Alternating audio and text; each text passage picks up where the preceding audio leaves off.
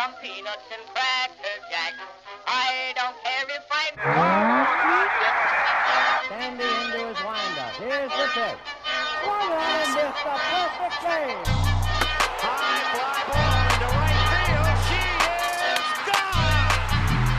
In a year that has been so improbable, the impossible has happened. Fernando Valenzuela has pitched a no-hitter.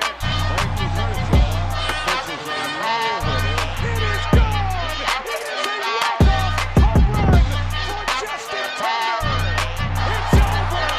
Muncy, a walk-off home run. This is way back. Walk 'em off. Chris Taylor.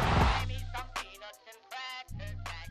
I don't care if I never get back that... We've got the latest Dodgers trade rumors. Garrett Crochet wants an extension. Are the Dodgers in on Luis Robert Jr.? Who will be the Dodgers center fielder in the postseason? Should LA bring Belly back? So much to get into here on a jam-packed episode of Dodgers Dugout Live. It's time for Dodger baseball. Welcome to Dodger Stadium. Dodgers win. This is the golden age of Dodger baseball. Grand slam. It's a double for Freddie. Mookie Magic. They're going to make big signings. They're going to make impact trades. This is the most anticipated season in Dodgers history. Dodgers have won it all in 2020. Think blue, bleed blue, and I'm out. What is up, Dodgers Nation, and welcome to another episode of Dodgers Dugout Live, a Friday edition. I got my Friday fun show on. My name is Doug McKain. You can follow me on X and Instagram at DMac_LA, credentialed Dodgers media member, and we have so much to get into, so much to dive into here on this jam-packed episode. But first, a little business to take care of. Be sure to subscribe to the #1 Dodgers YouTube channel. Hit that subscribe button, hit that notification bell, hit that like button if you really want to support the channel, and also, most importantly, something that we hope that Andrew Friedman is doing right now, and that is cooking. Comment "Let Friedman Cook" down below, and once we hit 94,000 subscribers, we will be giving away a brand new authentic Dodgers jersey for whatever player they trade for. Right now, we're at 93,827. Let's get to it before the show, and I'll announce it live. And we don't know the name yet because they haven't made a big move, but whoever they trade for, and you have to assume they're at least going to get someone, you're going to win that jersey. And also at 95K, you can win the Shohei Ohtani jersey. All you have to do is comment "Goat Tani" down below. Now, this episode of Dodgers Dugout Live is brought to you by Bet Online. Bet Online is your #1 source for all your sports betting needs this season, from baseball, golf, soccer, right to all the top fights in the UFC, MMA, and boxing. Every stat, every matchup, and even live odds and spreads while the games are being played. When the game's over, head on over to their online casino and get in on a game of blackjack or poker, or unwind with one of their 150 slot games. Head to the website today to get in on the action. Use promo code BLEAV, BLEAV, for your 50% off free bet credit on your first deposit up to $250. Bet Online, the game starts here. Now, we start every single episode of Dodgers Dugout Live with the Dodgers Dugout Live poll question of the show. And I asked you guys over on the X, who will be the Dodgers center fielder in the postseason? And right now, 29% of you say Andy Pages, 41% say Luis Robert Jr., 21% say Cody Bellinger, 9% say others. So let me know down below in the comment section, who do you think will be the Dodgers center fielder when the postseason rolls around? But we're talking trade deadline. We're talking the return of Clayton Kershaw. But first and foremost, the leadoff, the hottest story in Dodger baseball.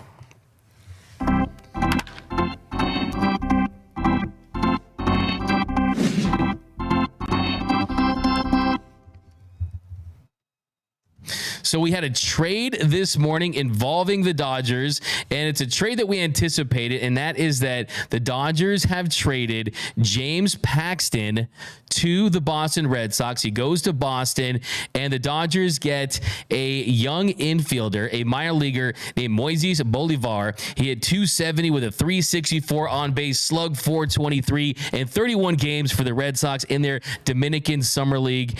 And you look at this deal, how does this impact the Dodgers? Well, one, James Paxton, you get something for him.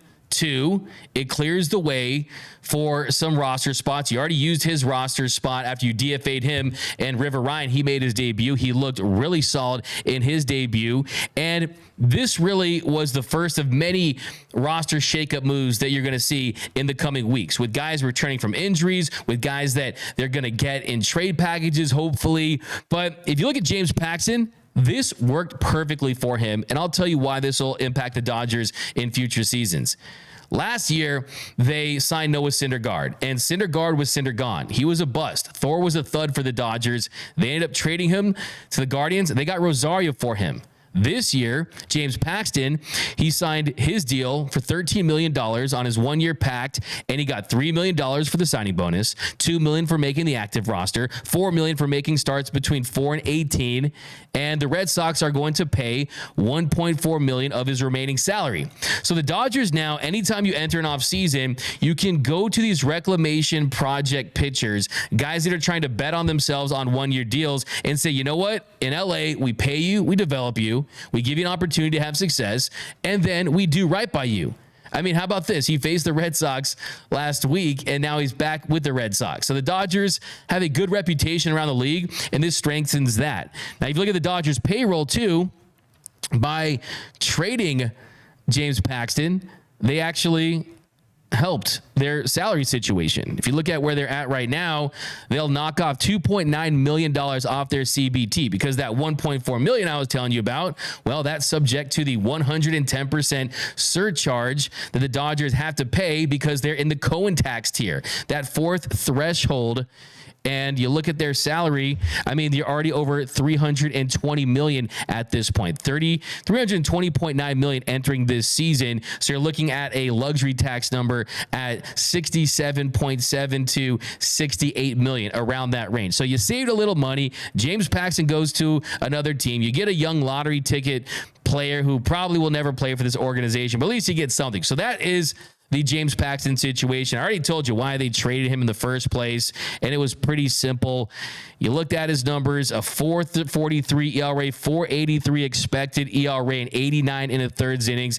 He had a career worst strikeout rate of 16.4%. His 12.3 walk rate was the worst mark in Major League Baseball for pitchers that had tossed at a minimum of 80 innings. So too many walks, not enough strikeouts, not enough innings pitched. He was averaging less than 5 innings per start. So I'm not losing sleep over James Paxton not being on this team. You can say, oh, the Dodgers, they were 14-4 in games where he started. That had to do with the offense. That had also to do with the defense and the fact that his BABIP number was so low as well. So don't ever evaluate pitchers on wins and losses, okay? That statistic was created by Henry Chadwick in 1860. Okay, it's not an indicator about how effective a pitcher is. So he's on another team, but we got lots of juicy stuff to get into. Crochet, so many thoughts on that. Luis Robert Jr. and Cody Bellinger. We're going to talk about that. But let's dive into some super chats. Got Jazzy Valencia, a $1.99 super chat. Let's trade for Josh H. Smith and Kirby Yates. Got some bad news for you. The Texas Rangers will not be sellers at the deadline. The Rangers are not selling pieces. By the way, any fire takes on the show, you're going to see one of these. Fire take. Any comment of the show, you're going to see one of these. That's a Dodger dog of the game. I got my Dodger dogs too. You're going to see one of these. Anything a little sus, a little out of pocket, usually from Nando. You're going to see one of these. Bruh. I got super producer Mr. Tony Taters Antonio rock with us, looking for your comments the entire show. You know what we're going to do, actually, just to spice things up? Let's do a t-shirt giveaway. We're going to do that spur of the moment t-shirt giveaway. So we're looking for that comment of the show from gearup.la. Best Dodgers t-shirts in the game. You'll find it over there. You can pick any t-shirt at gearup.la. So Tony Taters is looking for your comment of the show. We'll announce it at the end of the show today. We got Chris Jacquez, $2. Miggy injury reopened the door for a deadline shortstop. In short, not too many names available. We'll talk about Nico Horner in a second. Bo Bichette hasn't looked good this season. I did see Mookie Betts yesterday working at shortstop for hours. putting in his normal routine. I would not be surprised to see Mookie Betts back at shortstop with the way that Gavin Lux has performed. We got Dodgers Z Showtime fans. I'm okay with bringing Belly back. Mario Torres says Cody Bellinger, just because he's so good defensively, we can supplement his bad bat with what we already have in the lineup.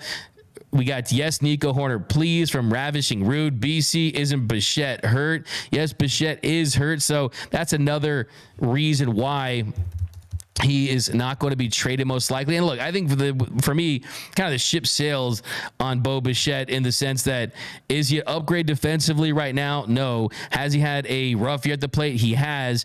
And he is not going to be back until August the 10th, most likely. August 10th. He's dealing with a calf injury. It's a right calf strain. It's supposed to be moderate, but he's going to miss a couple weeks due to that injury. So, yeah, I mean, that's not fun to trade for a player and you don't get to see him for a couple of weeks. It won't be that long, but still. Now, before we get into the trade talk, we got to start with Clayton Edward Kershaw. So I got to give him a big let's go Dodgers for Clayton Kershaw. It was his first time back, almost 300 days, and he looked really solid. He impressed. I think he exceeded expectations for a lot of Dodgers fans out there that were still bothered by his performance in Game 1 of the 2023 NLDS, where the Dodgers lost to the Diamondbacks and ultimately got swept. Unfortunately, that version of Clayton Kershaw was compromised. That version of Clayton Kershaw wasn't the same pitcher that we saw in years prior. And it showed. It showed. I mean, come on. We know when Clayton Kershaw doesn't perform well, that it's usually because the command isn't there. It's usually because he's in there for too long. It's usually because he's not executing pitches. But that was extremely strange what we saw in 2023. And in that final start, it was the worst start of his career. He went a third of an inning, gave up 6 runs on 6 hits, allowed a home run, a walk, no strikeouts. But I'm here to tell you that version of Clayton Kershaw was injured. That version of Clayton Kershaw was compromised. He was a shell of himself. So you shouldn't judge that on what we see right now. And just to prove my point on that, because some people are like, oh, Kersh is washed. Kersh needs to retire, this and that. Forget Kersh, right?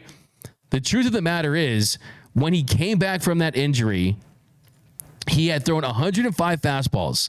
Of those 105, he threw in September, only one hit 90 miles per hour. You look at the command, he had an 11.1% walk rate. That was up from 6.3% for the start of the season. So the command was off. The velocity was down. The first part of the season, he was a top 10 pitcher in baseball. But yesterday, what we saw from Clayton Kershaw was a much better performance. The velocity was better than it was in the NLDS. If you look at his line overall, Kersh went 4 innings, gave up 2 runs on 6 hits, but had 6 strikeouts and 14 swings and misses. That's what was so impressive to me, was the swing and miss from Kersh. You saw the slider, very cutterish, just fall off the table. You saw a nasty curveball, and you saw a changeup was one of the best I've seen Kershaw throw. And before we kind of get into his outing too, is you know how special that day was for the Kershaw family. A player that's a first ballot Hall of Famer, a player that's a walking statue that's going to Cooperstown the first chance he gets. And his wife, Ellen, his kids, she had tears in her eyes wearing that 22 cap, because there was no guarantee that he was going to be back. And it was thanks to Dr. Neil Elitrach, the best surgeon in the game, that performed a arthroscopic surgery. They used the tube with the cameras, and they didn't have to be as invasive. And because of that, because of Dr. Neil Elitrach's expertise, he was able to get back this quickly. So it's a great story. Dr. Neil Elitrach had Kershaw sleeping at his house in his daughter's room with a neon sign over it. And he ends up having a successful surgery and he makes it back. And I was a little worried early on, just sitting in the press box, like, that first pitch to Soler, he missed high badly.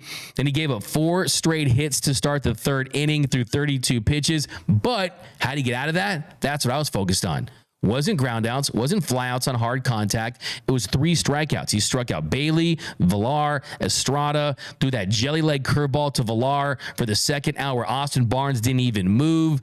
And he gutted his way through that. If he was a little more efficient, we could have seen 5 or 6 innings from Kirsch in his first start back. And you look at the velocity, averaging over 90 miles per hour. You look at the slider. He threw it more than the 4-seam fastball. He threw some changeups. He threw 6 changeups yesterday. That was the most that he had thrown since 2013. Of his 72 pitches, 6 were changeups. So the reason why I have faith that the reason why I have faith that Clayton Edward Kershaw, or my devout Christians out there, I'm a devout believer in Christianity, the reason why I think that he can be effective is because the pitch mix is the same. The velocity is the same. He does not have to reinvent himself like a Syndergaard or like what Walker Buehler is doing. He just needs to resume where he was before the injury. And the big pro yesterday, 6 punchies, 14 swings and misses, 8 via that slider, and that slider plays. If the slider plays, Kirsch stays. He's a happily married man, but he has a slide piece. So very excited to see Clayton Kershaw. Also, we're doing a count on the show. 6 punch outs for Kirsch. It's 50 strikeouts away from 3,000. 50 strikeouts away from 3,000. Only 19 pitchers in the history of Major League Baseball are members of that exclusive 3,000 strikeout club. And only 3 of those 19 are lefties: Steve Carlton, CC Sabathia, and Randy Johnson. So Kirsch would be just the 4th left-handed pitcher in the history of Major League Baseball to enter that 3,000 strikeouts club. So hopefully he has one of those 10 strikeout games and he really gets on a roll and he can find a way to get it done this season, because Clayton Kershaw is an absolute legend. It's going to be another proud moment in his career. And I talked to Clayton after the game, and I spoke to him about a record that he set. By making the start yesterday, he became the first Dodger in franchise history to pitch in 17 seasons with the team. That is a new franchise record. Clayton Kershaw, from start to finish, will be a Los Angeles Dodger. Yesterday, season 17. Here's what Kirsch had to say about reaching that club where he's the only member. And Clayton, you became the first Dodgers pitcher in franchise history to pitch for this organization for 17 seasons. How significant is that for you? It kind of makes me feel old a little bit, but I mean, at the same time, I don't take for granted, what this organization means to a lot of people in Los Angeles and all over the world. So, for me to be able to be here that long, it's a huge honor. And so I don't, like I said, I try not to take anything for granted, but anytime, after surgery you get to come back out, I'm not going to take it for granted at all. Yeah, it meant a lot. I think, just from the first time, having surgery to the rehab process to be able to get back out there in Dodger Stadium is something I thought about for a long time. So, it meant a lot. Ellen and the kids were here too, and they were so excited. And there's a lot of people in here that spent a lot of time with me to help me get back, and people back home as well to help. So this was really cool that a lot of people cared so much to help me, and so. And then for me personally to go back out and, pitch here in Dodger Stadium, definitely not that I ever did before, but I'm not going to take that for granted again. So it was fun, definitely some things to get better at, but overall it was a good day, and I can build off of it. So I love that right there. Just standing right there, you could feel how important this was, that he truly does not take it for granted to toe the slab at Dodger Stadium. Everything felt right in the world yesterday with number 22 on the mound in Dodger blue. And he knows that every start, you just have to savor it. And I think Dodgers fans, we need to do that too. Every time Clayton Kershaw goes on the mound, it's a big deal, because he is a Mount Rushmore player for this team. Dave Roberts told me that before the game. He is going to go down as an all-time great for this organization and for Major League Baseball. You will see a Clayton Kershaw statue at Dodger Stadium. I think it will be the the 2 fists in the air after the no-hitter in 2014 against the Rockies, but it was a great day to see Clayton Kershaw back. But Whack'em Sticks always dropping bread on the show. By the way, this show is brought to you by Whack'em Sticks, who drops a $50 super chat, which is going directly to the Teoscar Hernandez Extension Fund. Says, no regrets about the time we had Ohtani in his absolute prime. Let's get a major deal done with the White Sox. I'm refreshing my news feed every hour until I see some good news. Let's go. Absolutely. This is F5 season, right? This is refresh your page. Look at your phone. Your screen time's going up to 20, 23, 24 hours a day because you're waiting to see if something happens, and hopefully it does. And we are closing in 4 days until the MLB trade deadline, July 30th. 3 p.m. Eastern. Will the Dodgers make an impact move? We're going to find out very, very soon. Ethan Renta, $5 super chat. Appreciate you, my guy. Appreciate you. How about No Stick Nick with the go ahead? Yeah. I like that one. Give you that. Give you a comment of the show. Dick Hurts. I'm going to get myself a bruh for reading your name. And it's Hertz, as in Hertz Rental Car. I like that, Hertz. Not only did Kershaw look good, but he brings a certain security back to the team. Confidence just makes sense.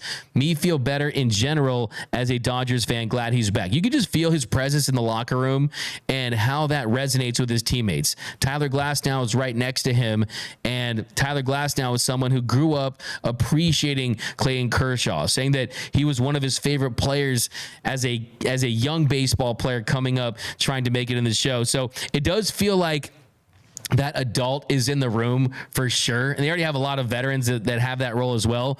But Clayton Kershaw is a big boss in that clubhouse, and he truly can have an impact now because he's out there throwing. Let's just hope he stays healthy. Let's hope he bounced back well today. Chris St. Jacques, Kershaw was missing bats like he owed them money. He was pitching like the rent was due yesterday with the way he was getting himself out of those situations in the 3rd inning with those 3 straight strikeouts. Whatever. Wouldn't Dodgers pass on Crochet because they want Roki next season? Whatever. No, that's not how this organization is operating, because they're focused on 2024. They want to win a World Series this season. They're as hungry as any organization in the sport to win the World Series this year. That's why they committed over $1.4 billion with a capital B last offseason. Brandon Russell, what's up, D-Mac? I went to elementary school with Brent Rooker. Man is a dog. You want that Dodger dog of the game? Dodger dog of the game. William Andrews, is Friedman cooking? It's going to taste better than Crochet's meal than Cohen's meal for Yama. I like that. Yeah, Cohen definitely tried to wine and dine our boy Yamamoto, but instead he's in Dodger blue. But let's keep it moving here. Lots to get into on this show. And the big meat of the show today is going to be about the center field position. And at center, and we're talking about Crochet too. Lots of thoughts on Garrett Crochet and the extension talks and what he needs. But let's focus on center field right now, because the Dodgers have a center field issue that is continuing to grow, because Andy Pages has not gotten it done at that position for the last 2 months. And you add the fact that Andy Pages has 0 postseason experience because he's a rookie, that this team, you win World Series with veterans. You win with men. You win with guys who've been in this league that have been in those situations. I'm not saying Andy Pages needs to be traded, because I want to see him as a key part of this outfield picture for the next 4 or 5 years. I think he has that kind of talent. I think he is going to be the next farmhand that they really hit on as a position player. Having said that, I bring my facts to the fight. Since the beginning of May, Andy Pages has a 660 OPS. That's 19 out of 22 center fielders. He has an 89 weighted runs created plus. That's 18 out of 22 qualified center fielders during that stretch. So he's been 11% below league average since the beginning of May.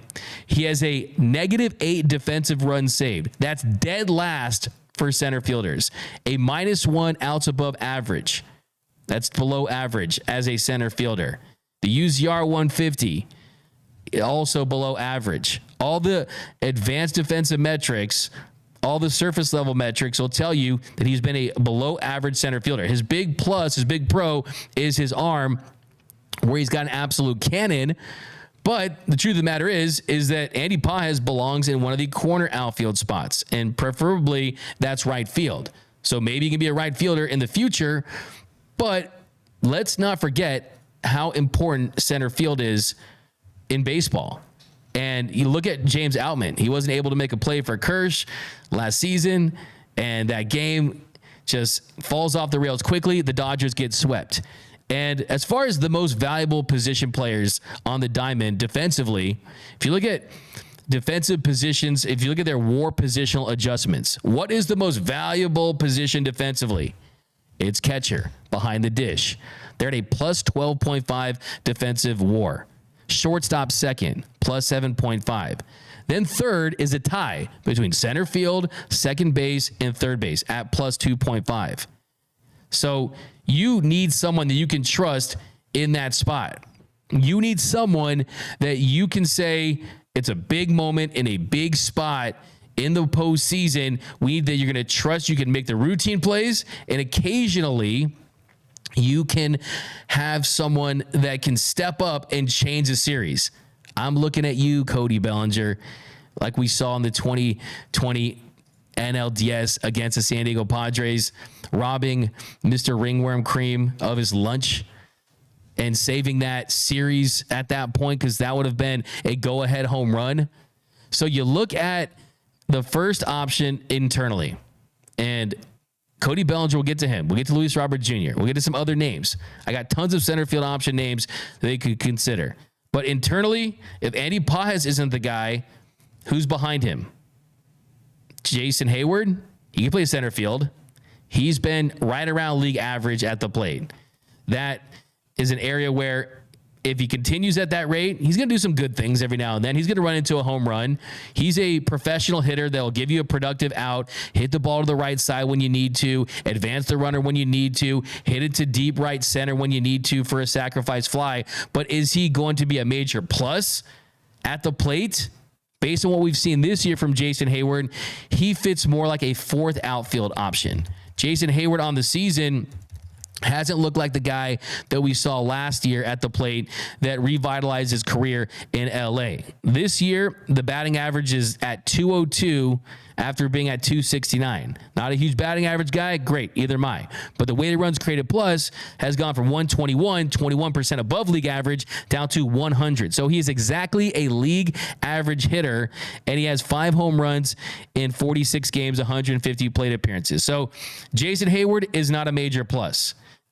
Andy Pages isn't a major plus. James Outman can absolutely play average to above average center field. You saw the tremendous catch he made over the weekend against the Sox, but that is not going to play because his bat hasn't been able to hit big league pitching consistently this season. So the internal options, Pages, not really passing the smell test right now, not passing the eye test, hasn't been productive enough.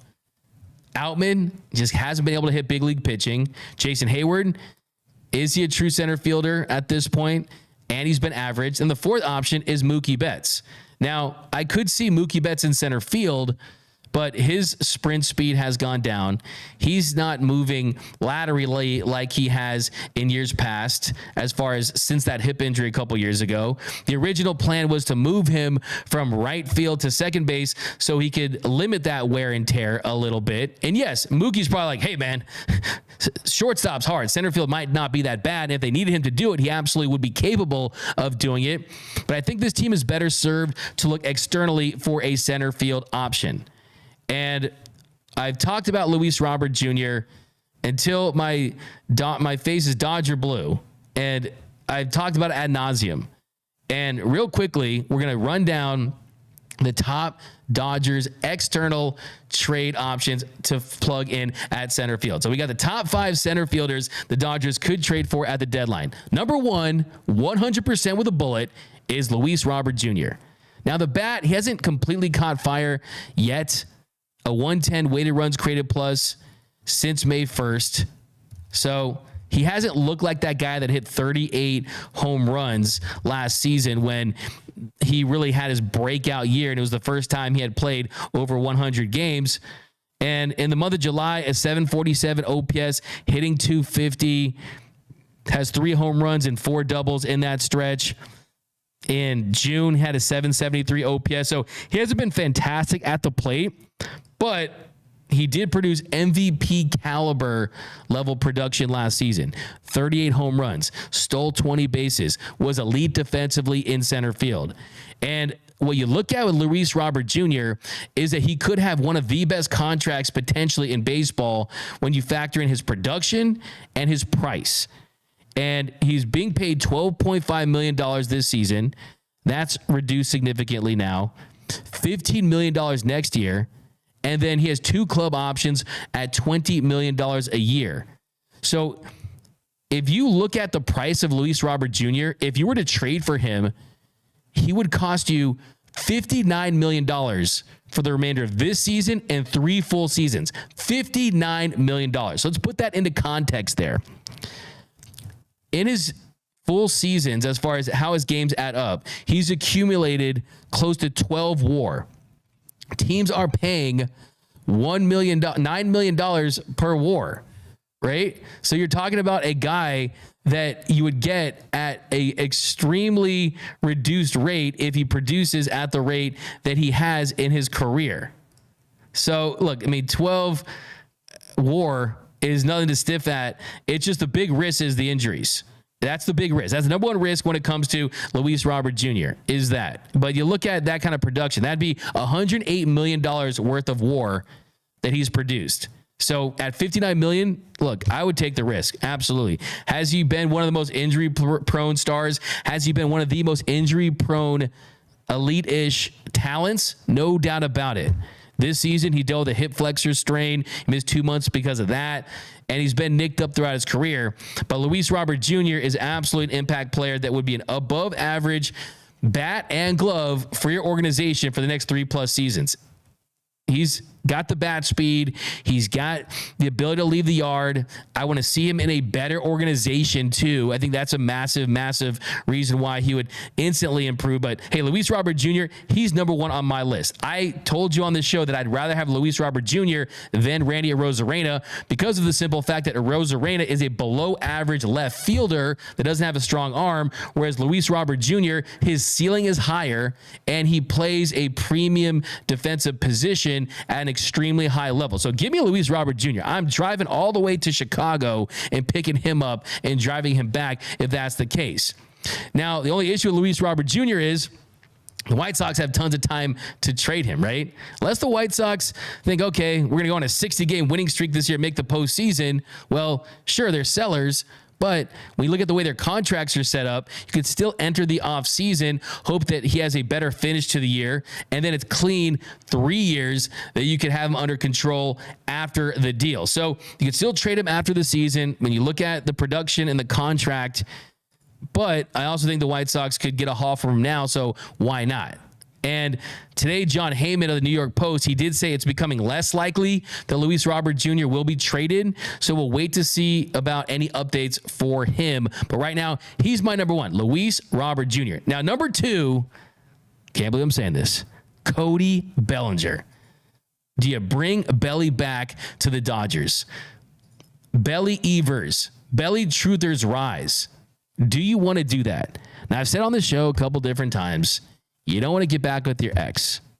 Getting back with your ex is like taking a shower and then getting out and putting on the same old dirty pair of underwear and dirty clothes, right? It's like buying a car from someone that you sold the car to. It feels like that.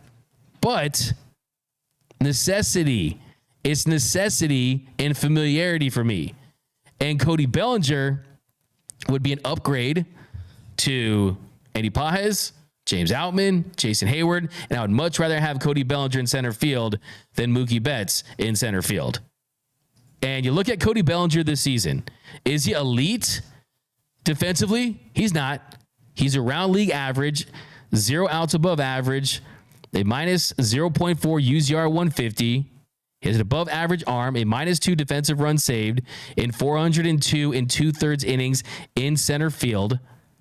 Yes, he has been around average, but I also think, too, he can still get the position and take it over and make the occasional highlight play that can flip a game. And with Cody Bellinger, it's a matter of health too. He's been dealing with injuries throughout his career. In fact, he's currently dealing with a fractured finger, but the good news is Craig Counsell said this week that he's going to be activated from the 10-day IL during the team's 6-game road trip in Kansas City. So Belly is going to be back. And when Belly returns, you'll see Cody Bellinger involved in trade rumors. And he'll be linked to teams because the Cubs and Jed Hoyer, they've already said that they're going to look beyond 2024. Now, let's get a little deeper on Cody Bellinger.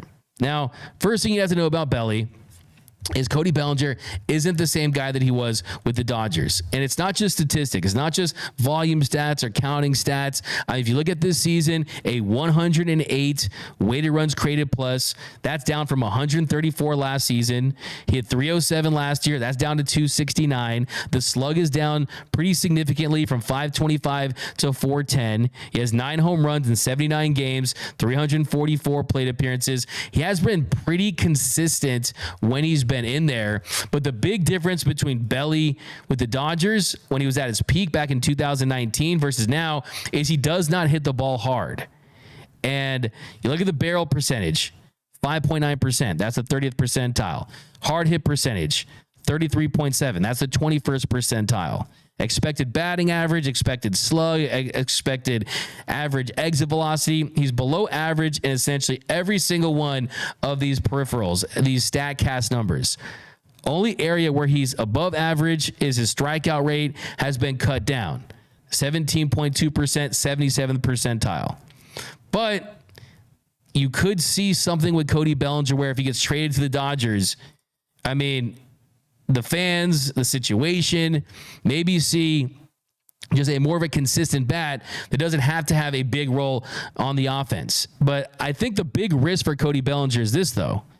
From the Dodgers' perspective, if Bellinger plays well for the rest of the season and into the postseason, he's going to opt out. He'd be a true rental. He'd go back to free agency, sign a big deal, and Cody Bellinger's going to be happy, and Scott Boras is going to be happy, and they're going to get their bag, and Belly is going to be on a different team. It won't be the Dodgers, most likely. But if he has a subpar remainder of the season or he gets injured, well, the Dodgers will be on the hook for $50+ million for the next couple of seasons, and he has an opt-out at the end of next year too.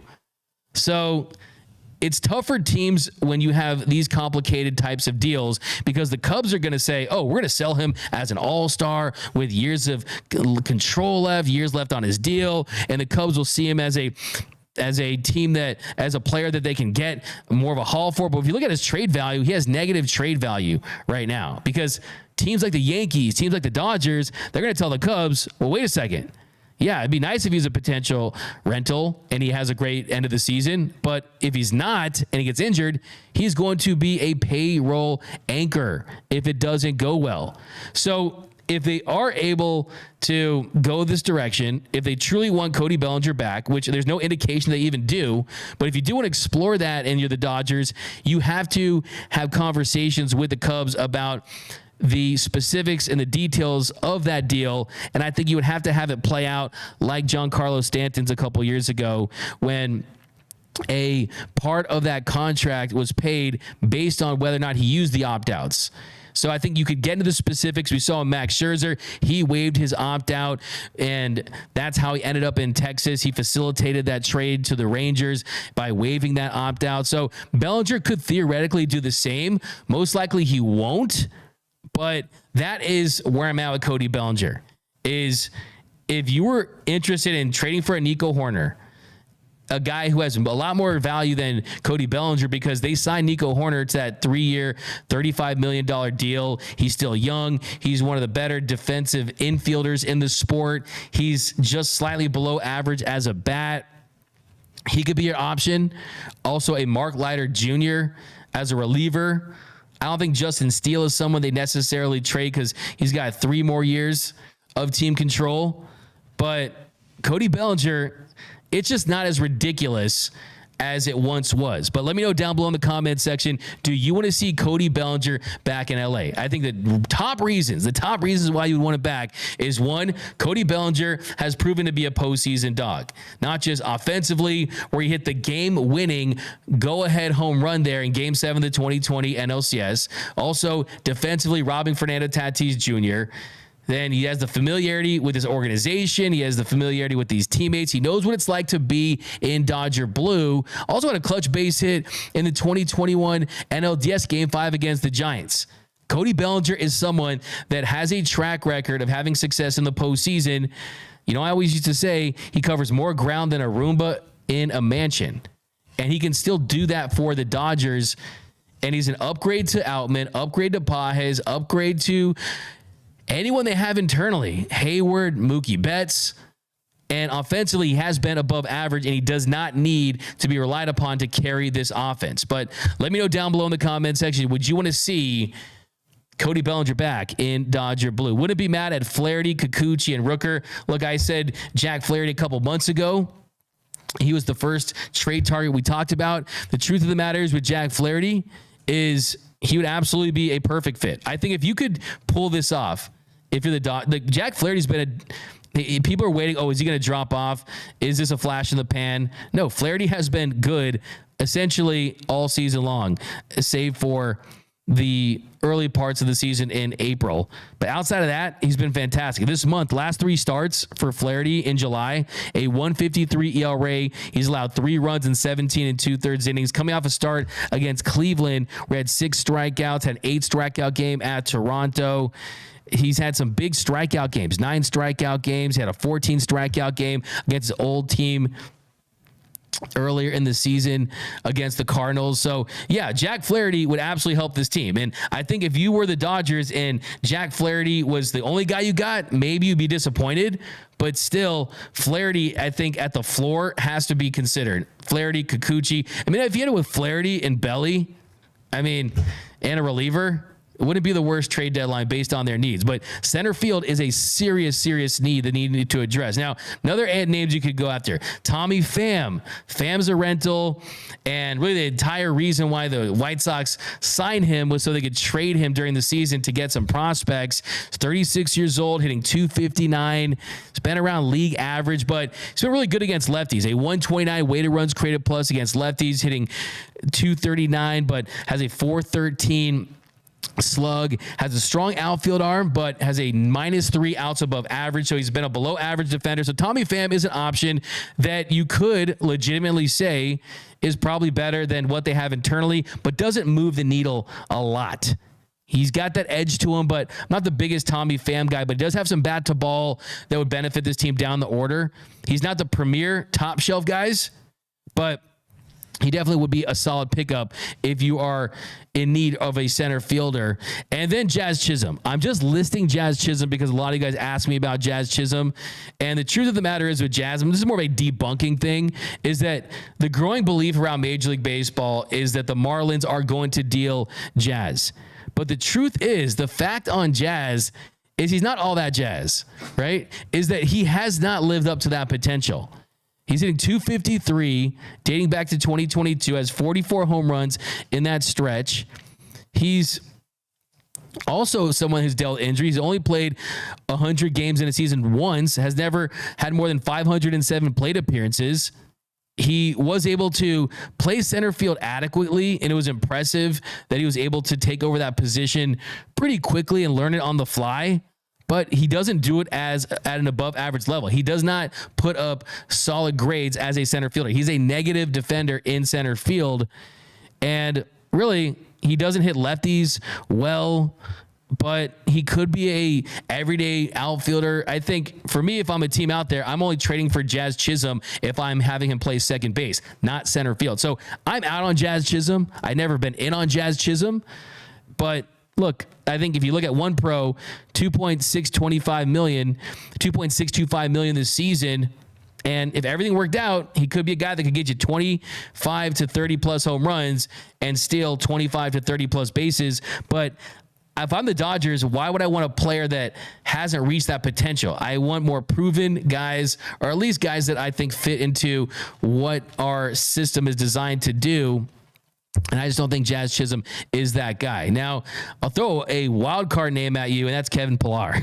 Kevin Pillar has really been awesome for the Angels. They picked him up after Mike Trout went down.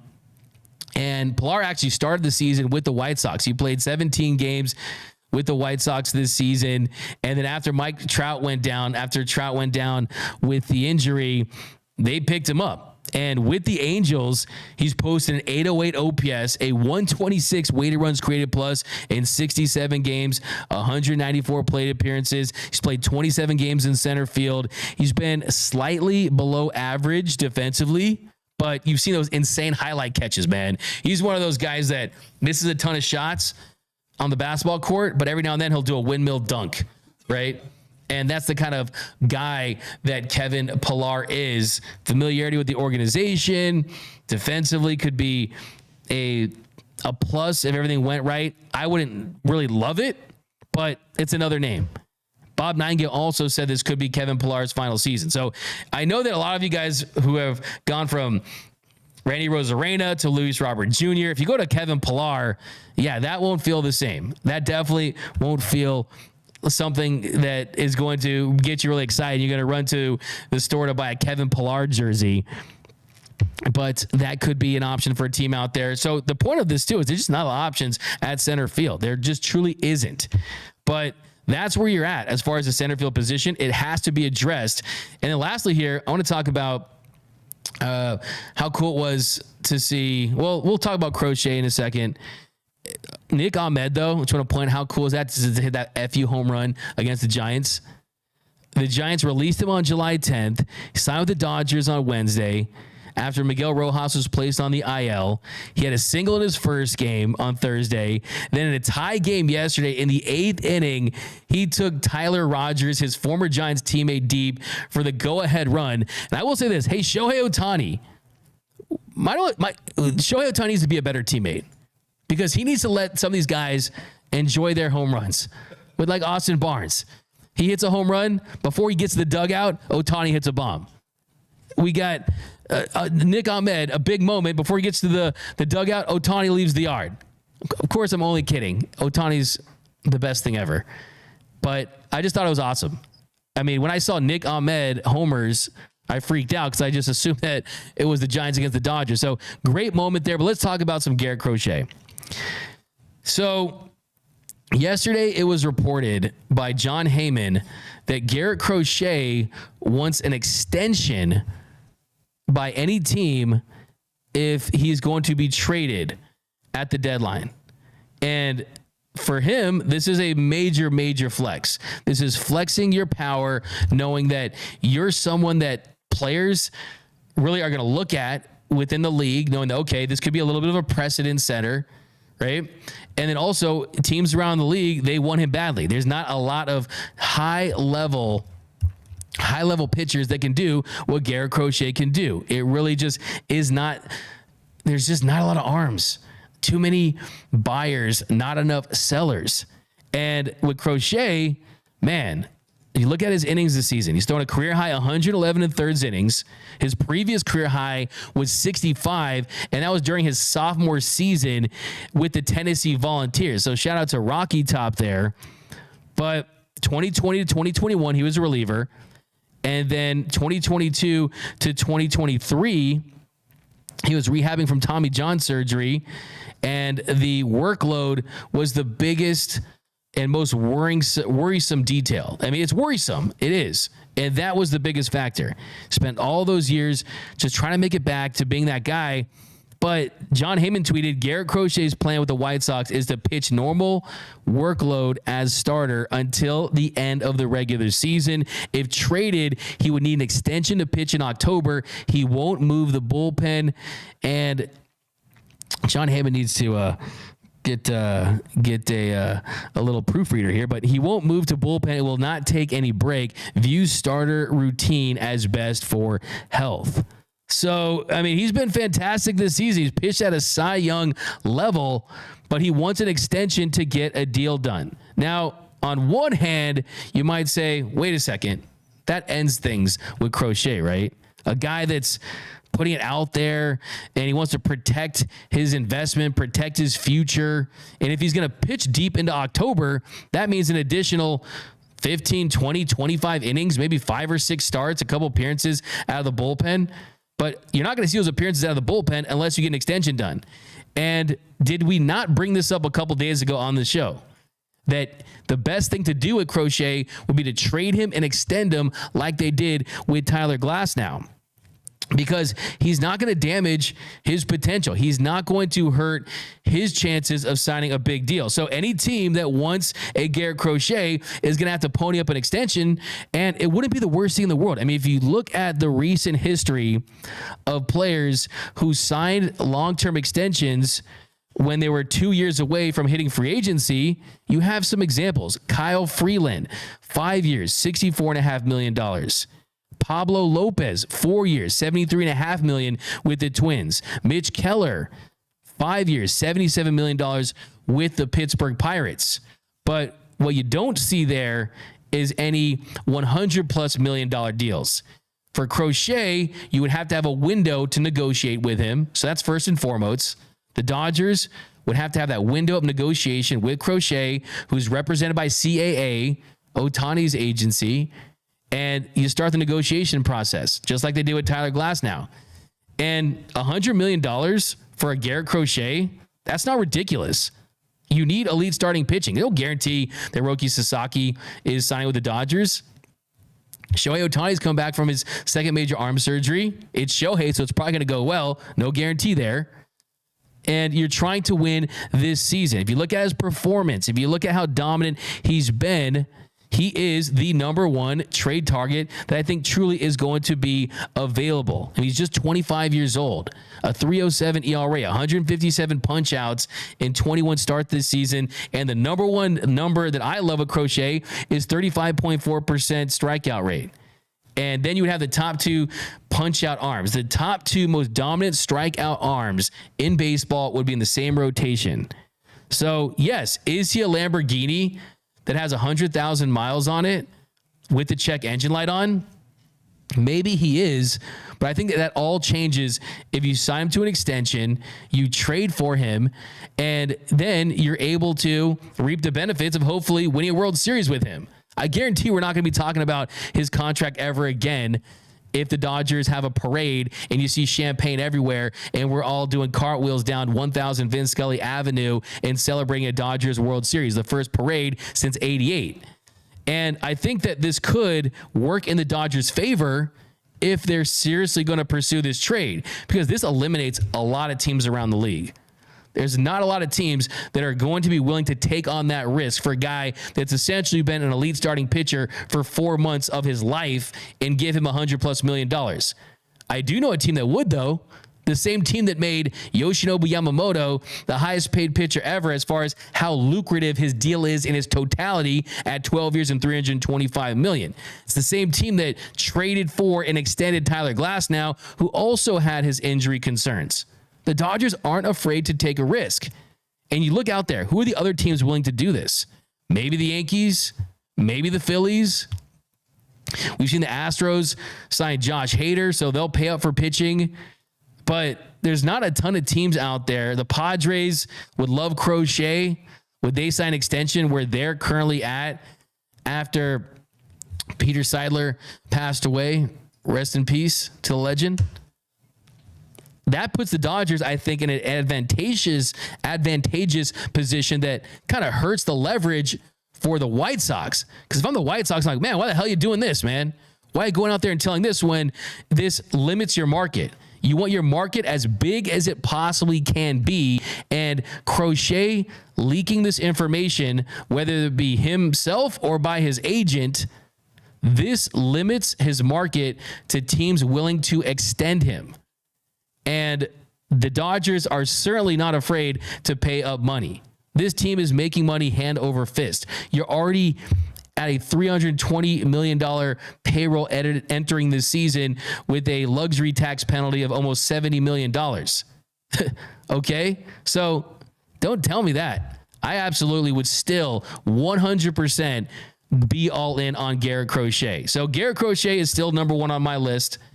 If it doesn't happen, I wouldn't be absolutely shocked because they don't need to trade him because he's still going to have 2 years of team control. And if he finishes this year strong, if you're the White Sox and he's finishing this year very strong, then you're going to be able to tell teams that, hey, he did it. He made it to the finish line. Now, here's an elite top-level starting pitcher for 2 years. How many prospects are you going to give us?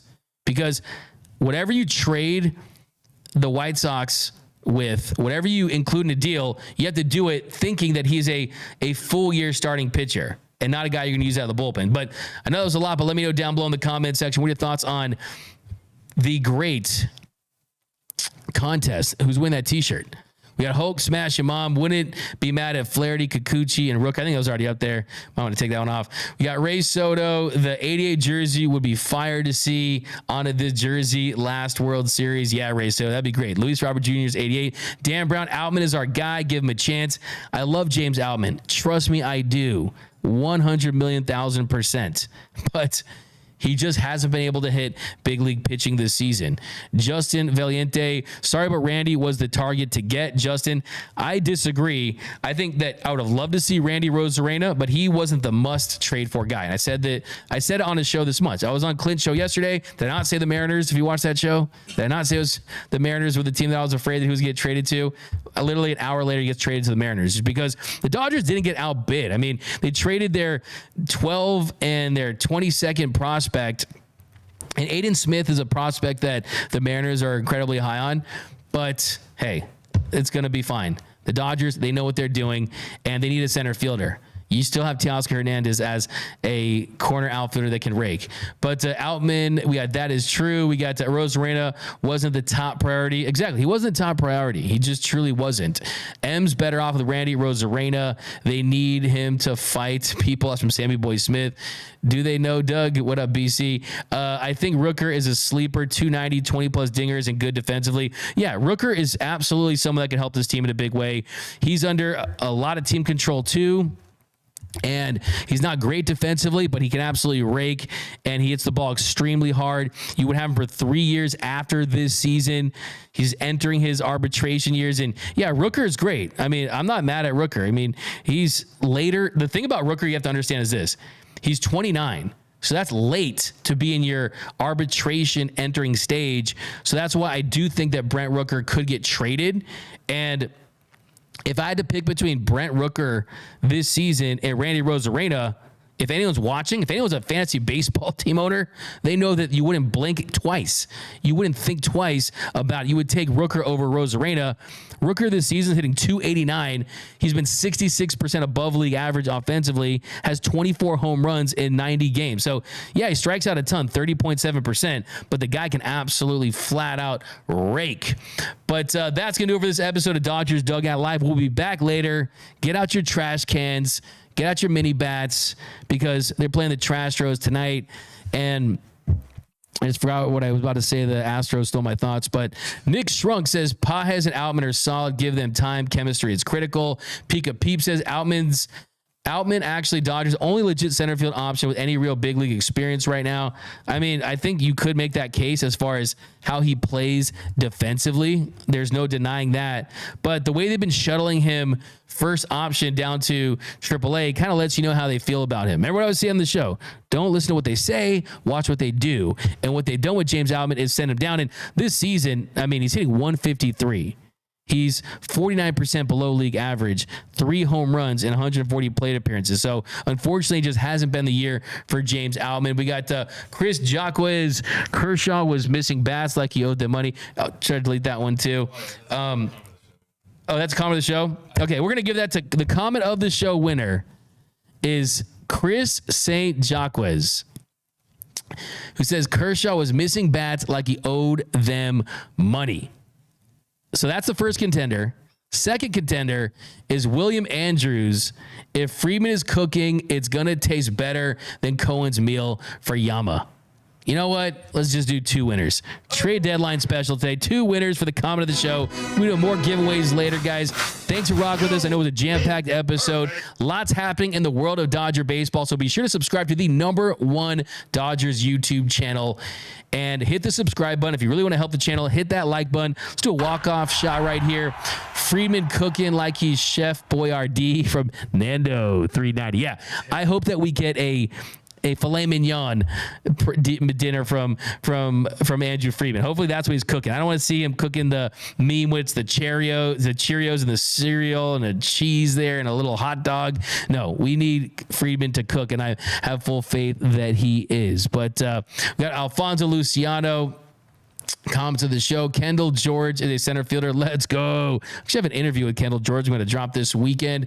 Nothing is happening in the world of Dodger baseball. Tommy, it's the quiet before the storm. Andrew Friedman speaks when it's time to say checkmate. So be patient. Let's wait to see what happens. And we'll be back this weekend doing shows all weekend. This is from Joe Pullman, though. Friedman basically tries to buy sushi from the gas station during the deadline. That's funny. I'll give you a fire take for that one, even though I love Andrew Friedman. But I always say Friedman does like to buy the Halloween candy after the deadline. But I think that has to change this season. David Rivera says filet mignon, more like filet is gone. Give you on that one. 4 days left. Trade for Max Fried. That's not going to happen. But thanks again, guys, rocking with us here on Dodgers Dugout Live, #1 Dodgers show here on YouTube. My name is Doug McKain. You can follow me on X and Instagram at DMac_LA. Say your goodbyes to Mr. Tony Taters.